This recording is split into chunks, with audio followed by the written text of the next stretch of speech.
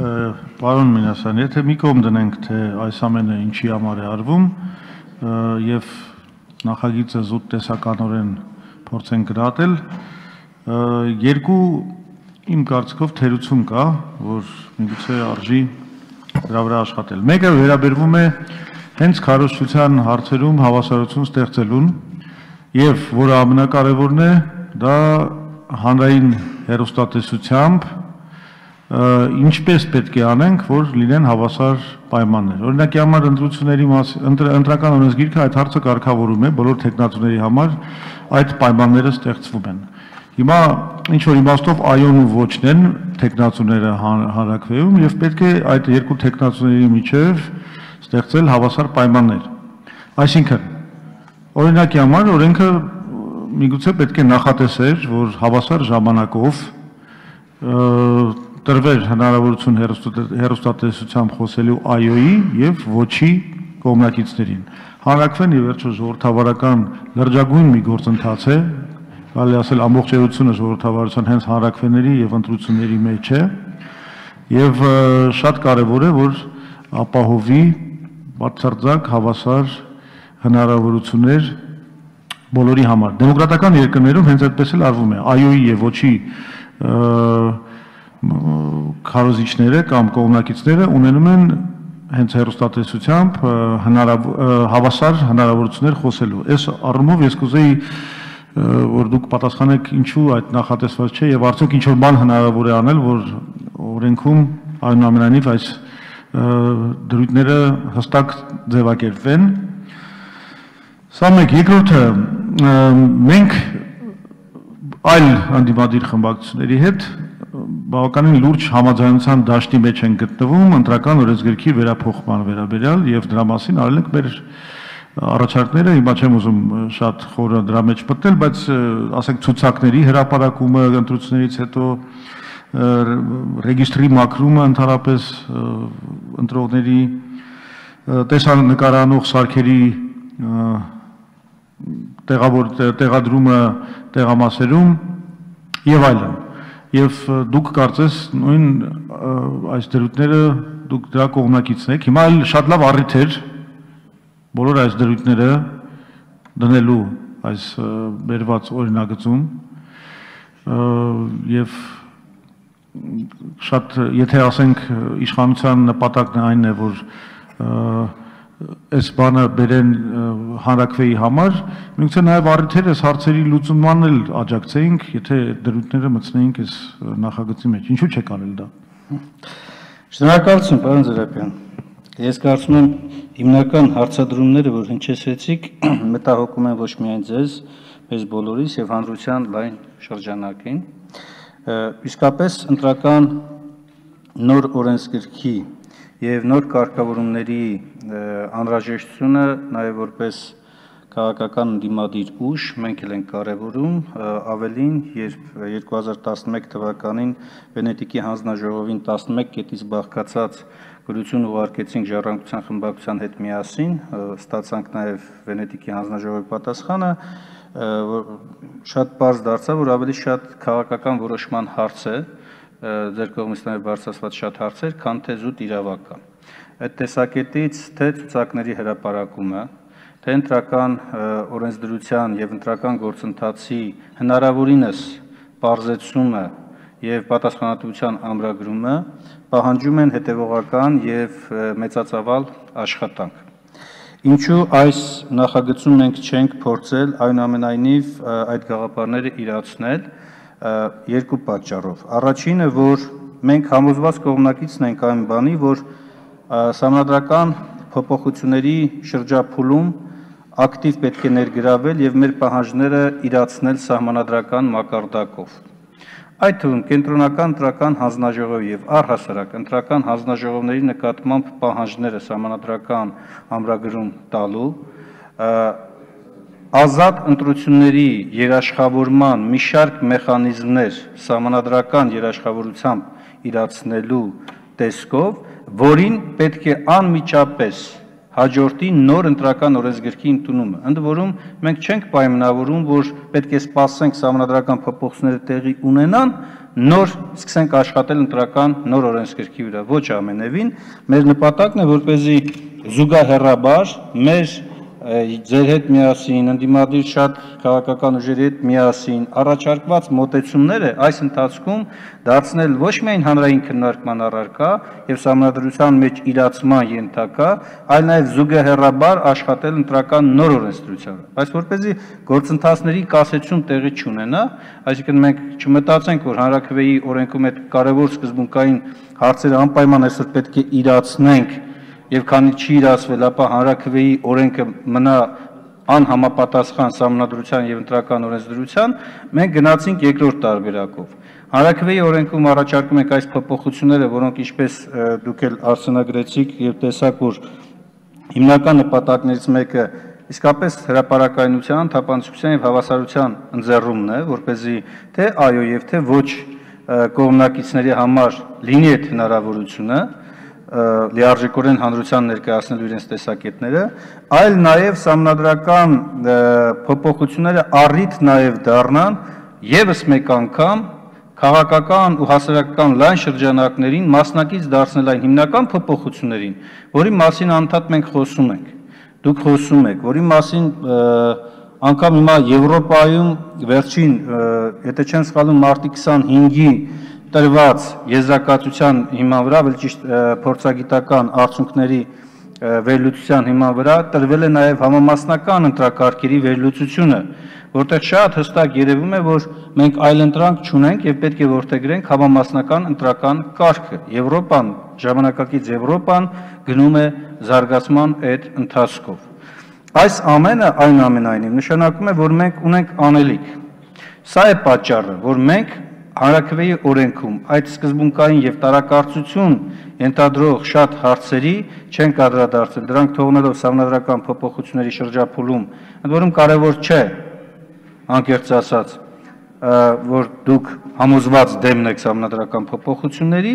այլ շատ ավելի կարևոր ենք համարում, որ քննարկումներ տեղի ունենան, այդ թվում նաեւ ընտրական բարելավված օրենսդրության քննարկումներ։ Ինչ վերաբերում է առաջին հարցին, դուք ճիշտ եք, որ գործող ընտրական օրենսգրքի համաձայն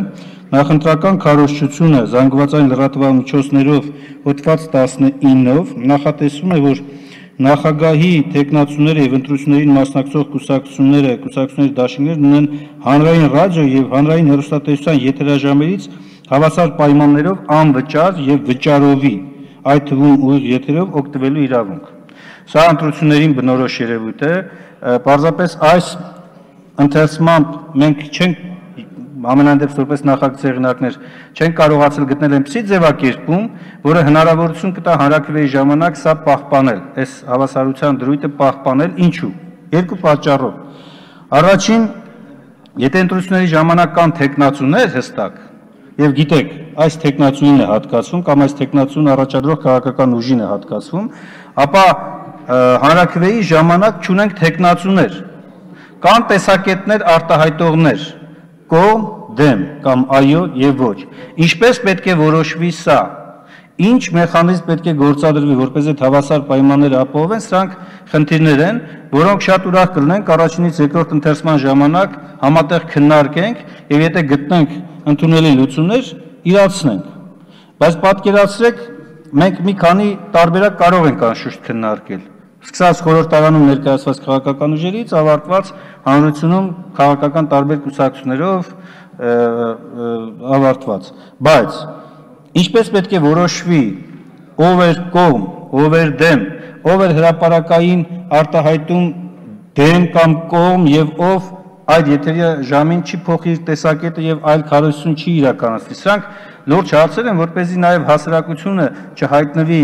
ակնհայտ շփոթմունքի մեջ, մենք պետք է կարողանանք օրենսդրական կարգավորումը հստակ տալ։ Այլ կերպ ասած, դեմ չենք գաղափարին, հակառակ կողմ ենք այդ գաղափարին, որտեղ հենց դրանից ելնելով ենք մենք առաջադրել գոնե համայնքներում տեղադրված հատուկ տեղերում ապահովենք հավասար պայմաններ։ Եթե քննարկման արդյունքներով կունենանք ձևակերպում, որը ձեր կողմից բարձրացված մտահոգությունը իրացնի, փարատի, մենք համակարծիք կլինենք։ Շնորհակալություն։ Արձագանքի համար Լևոն Զուրաբյան։ Շատ լավ, այդ հարցում մենք մեր առաջարկները կներկայացնենք, ես իմ ելույթում էլ դրա մասին կխոսեմ։ Իսկ ինչ վերաբերվում է ձեր այն թեզին, որ դուք նպատակարար չեք գտել իմ ասած այդ հարցերը հիմա այս փուլում լուծել եւ փորձում եք լուծել դրանք սահմանադրական փաթեթում, այդ թեզը թերի է երկու տեսակետից։ Առաջինը այն է, որ նման կերպ վարվելով դուք փաստորեն սա տալիս եք իշխանությունին հնարավորություն այդ դրույթները ընդունելը դարձնելու քաղաքական բազարի մի հարց։ Այսինքն իրենք կասեն մենք դե լավ կգնանք այդ զիջումները, եթե ասենք դուք այս սահմանադրական այս փոփոխությունները ընդունեք։ Սա մեկ անթույլատրելի մի բան, եւ երկրորդը կներեք, իսկ եթե ես կողմ եմ կամ մենք այն ուժերը, որոնք ոչ են ասում այդ սահմանադրությանը, այսինքն սահմանադրական փոփոխություններին, բայց մենք ասենք կողմ ենք, որ համամասնականի անցնենք, չգիտեմ, մյուս փոփոխություններ անենք, ստացվում է, որ դուք եթե մտցնում եք այդ հարցերը մի փաթեթի մեջ, դուք մեզ շատ անհարմար վիճակի մեջ եք դնում եւ ստացվում է, որ մենք մերժելով սահմանադրական փոփոխությունները նաեւ մերժում ենք այն փոփոխությունները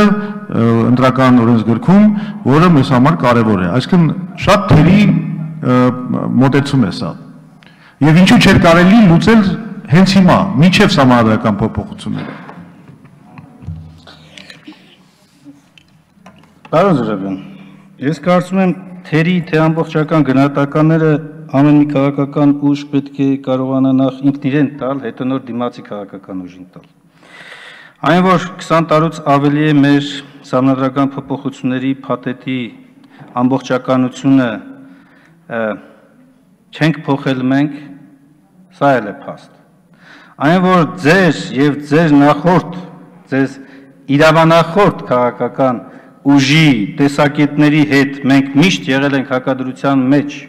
սահմանադրական փոփոխությունների կենտրոնական հարցերից մեկում, երկրի պետական կառավարման ձևի ընտրության հարցում, դա էլ է փաստ։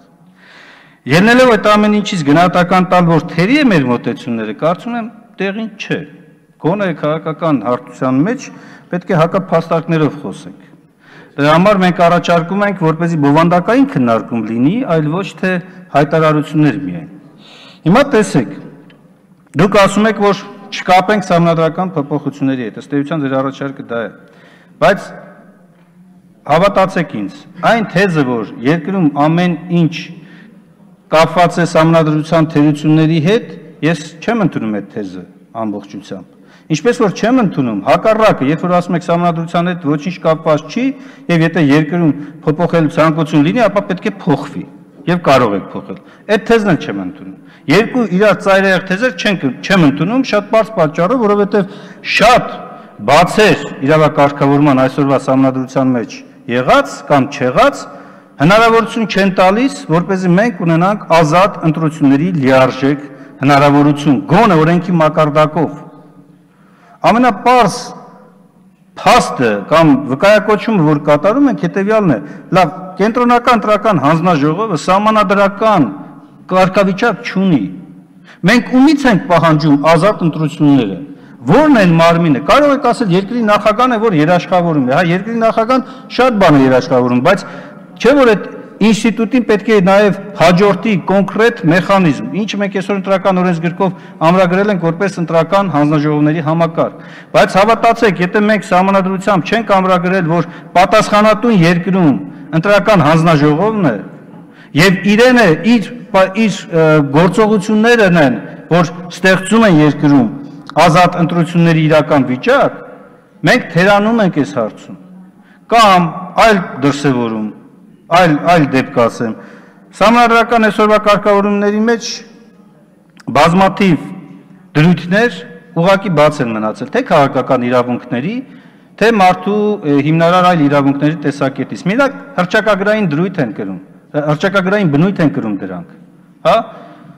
Հիմա հարց է առաջանում, այդ հռչակագրային բնույթի հայտարարությունները կյանքում ինչպես պետք է դառնան իրականություն։ Միայն դրա համար երկրի նախագահի ու քաղաքական մեծամասնության ցանկությունն է պետք, բա որ հանկարծ այդ ցանկությունը մի օր եղավ, մի օր չեղավ։ Հետո չէ որ սահմանադրությունը ինքն է որպես հասարակության, որպես ժողովրդի հիմնական խաղի կանոն, որ սահմանել է հասարակությունը, ինքը պետք է ստիպի, որպեսզի իշխանությունը կամք դրսևորի, այլ ոչ թե մնա իր հայեցողության տիրույթում, անի թե չանի։ Սա է պատճառը, որ մենք համոզված կողմնակիցն ենք սահմանադրական փոփոխությունների, առնվազն գոնե բովանդակության մասով քննարկենք, լուծումներ գտնենք։ Ամեն ինչ հայտարարել թերի է մոտեցումը, կիսատ է մոտեցումը, այդպես չի։ Հենց այդ է ձեր հարցը, ձեր հարցեությունն է հենց այդ։ Պարոն Մինասյան, եթե ավարտել եք։ Ես ավարտելով խոսքս կարող եմ արձանագրել հետևյալը։ Մենք պատրաստ ենք առաջինից երկրորդ ընթերցման շրջափուլում ձեր կողմից բարձրացված հավասար հնարավորությունների ապահովման հարց նաև հեռուստատեսությամբ քննարկենք եւ եթե գտնենք ընդունելի լուծում, իրացնենք, որտեղ մենք կողմն ենք եւ ջատագովն ենք այն գաղափարի, որպեսզի բոլոր տեսակետները լիարժեք արտահայտվելու հնարավորություն ունենան։ Չլինեն քողարկված, չլինեն կեղծ, չլինեն թաքնված։ Շնորհակալություն։